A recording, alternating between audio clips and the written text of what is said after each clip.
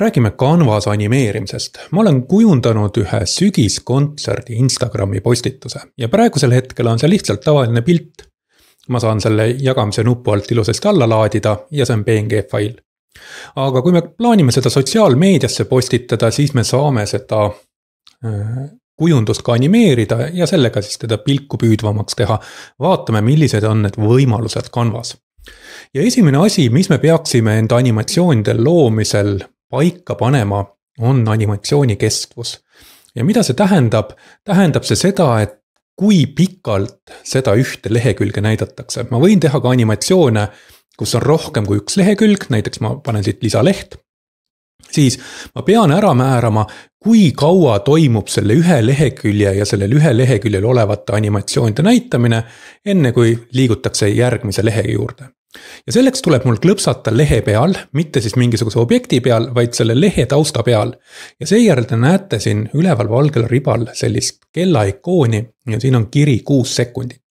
Mida see tähendab? Tähendab seda, et kõik siin lehel toimuvad animatsioonid mahuvad selle 6 sekundi sisse ja seejärel asentatakse meil see leht järgmise lehega ja siis hakkab toimuma juba siin toimuv ja näete, et järgmine leht on mul praegu 5 sekundit.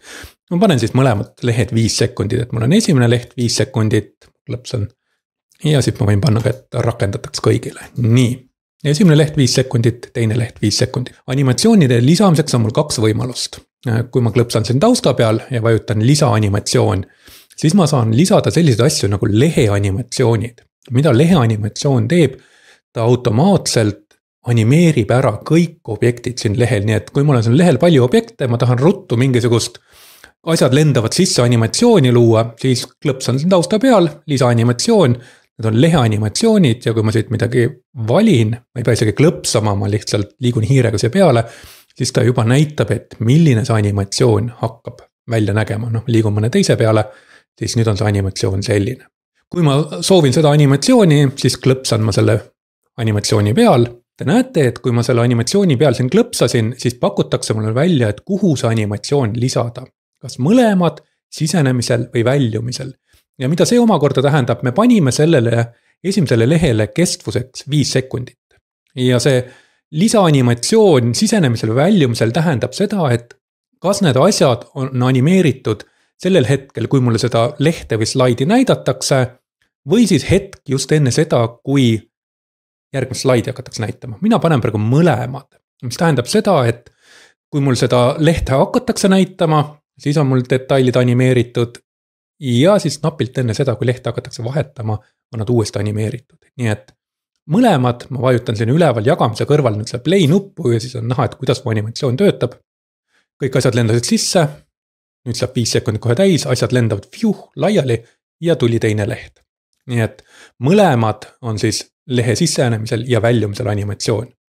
Ja kui ma olen sellega rahul, siis kõige lihtsam ongi nüüd jagamise nupu alt alla laadimine ja näete, et nüüd enam ei ole mul siin pildifail, nüüd soovitab Canva mul alla laadida videofailina, see MP4 on videoformaat. Ja kui te tahate animatsioonina enda projekti alla laadida, siis te seda videoformaati peate kasutama. Kui ma võtan siit PNG, siis animatsiooni kaasa ei võeta. Võetakse ainult kõige esimene animatsioonikaader või see hetk, mis siin on ja tavalise pildifailina, aga MP4 video on siis see animeeritud versioon, mida saab hiljem sotsiaalmeediasse laadida. Esimene variant oligi siis animeerimiseks, klõpsan lihtsalt tausta peal ja valin endale animatsiooni. Ma võtan nüüd selle kogu lehe animatsiooni ära, näete, et siin on nupp eemalda kõik animatsioonid ja proovime veel animeerimise viise. Järgmine animeerimise viis on klõpsata üksiku objekti peal ja seejärel on mul jälle nupp lisaanimatsioon ja seejärel pakutakse mulle kõigepealt välja üpris sarnased võimalused, nagu mul algselt olid terve lehe animeerimisel. Ma saan valida siit mingeid erinevaid animatsiooniliike, kui ma siit ühe olen valinud, siis jällegi, et kas ma saan lehe sisenemisel, lehe väljumisel või mõlema puhul selle animatsiooni lisada, ma jätan praegu nad jälle mõlemad. Ja nüüd, kui ma vaatan enda animatsiooni, hops, slaid tuli sisse, oli animatsioon ja nüüd kohe lendab see ühe korra veel ja tuli teine slaid. See on teine viis animeerimiseks. Märgin siit ära objekti, annan objektile mingisuguse animatsiooni viisi. Järgnevalt ma saan animeerida objektega niimoodi, et mingi objekt liigub mul lehel ringi. Ja selleks ma kõigepealt panen kogu enda projektile jälle ühe selle terve lehe animatsiooni. Ma leian siit midagi sellist ilusat, jah, asjad lendavad, sobib küll väga ilusasti. Ja nüüd ma tahan samal ajal siit ühte puulehekest veel eraldi liikuma panna. Ma olen juba selle elemendil välja otsinud, siin on üks puulehekene, tõstame ta endal siia paika. Ja ma tahaks, et see lehekene kuidagi õõtsub ja lendab seal ringi. Praegusel hetkel, kui ma enda animatsiooni vaatan, siis näete, et see lehekene lendab täpselt samamoodi sisse nagu kõik ülejäänud detailidki ja samamoodi välja ka. Aga ma tahan, et ta liiguks veel ringi, selle jaoks ma klõpsan selle lehe peal.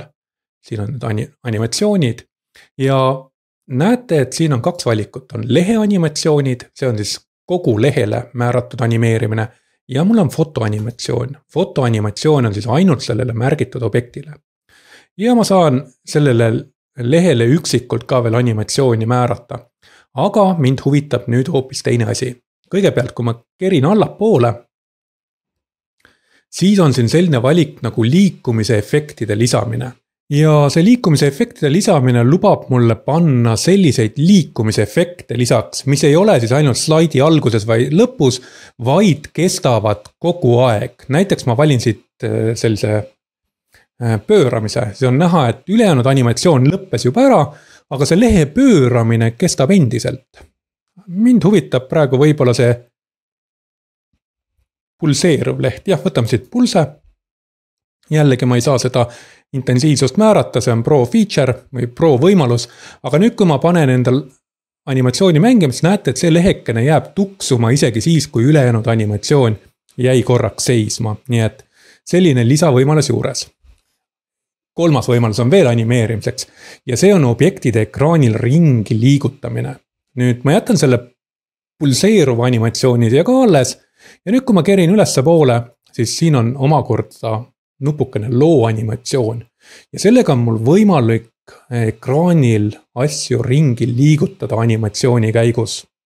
Nii, märgin ära lehe ja vajutan nuppu loo animatsioon ja nüüd pole mul teha muud, kui võtta lehest kinni, liigutada teda mööda lehte ja näete, maha jääb selline punktiir.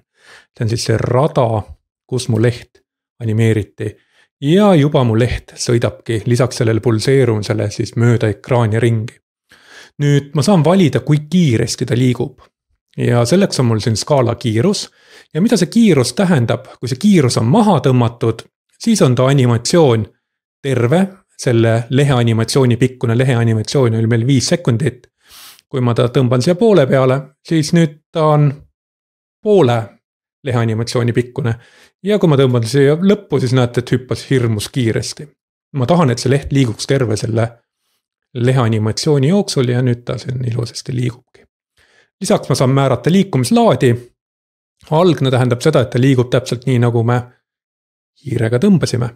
Sujuv tähendab seda, et ta võtab vaikselt, kerib hoo ülesse, siis on kiire ja lõpus pidurdab hoo maha. Ja tasane tähendab seda, et ta liigub kogu aeg ühtlase tempoga, sõltumata sellest, kuidas me liigutasime teda. Lisaks on meil võimalus veel sisse lülitada paiguta element teele ja mida see tähendab, kui te praegu vaatate seda animatsiooni, siis leht on alati õiget pidi või pea ülespoole. Aga kui ma selle paiguta element lehele sisse lülitan, siis mu lehte keeratakse ka selle rajaga kaasa, nii et natuke värelev ta sai, aga niimoodi saab asju ka natukene pöörlema panna. Ja kui mulle see lehe animatsioon sobib, vajutan valmis. Vaatame nüüd enda animatsiooni.